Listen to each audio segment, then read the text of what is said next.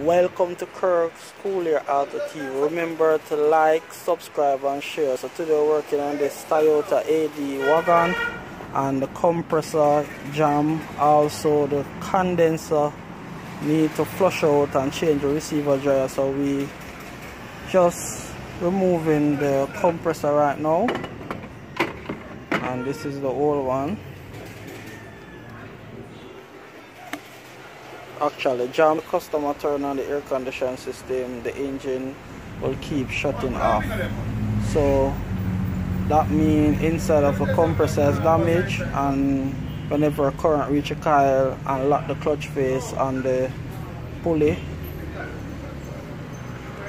it will turn off the engine because the rotary inside break up and cannot spin the compressor. This is the one that we're going to install. And this is a good used genuine compressor, and this is the old one that we take off. So jam, clutch not turning, so we're gonna install this one right now. And this is the condenser. Also gonna change the receiver dryer, install a new receiver dryer on it.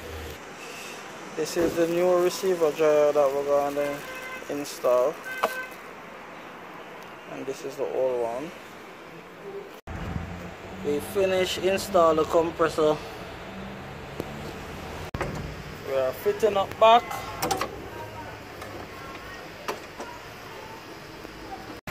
So we fit up back everything successfully, and the air conditioning system is on, compressor on, receiver dryer on, pipe sweating. That is a good sign that the air conditioning system is working.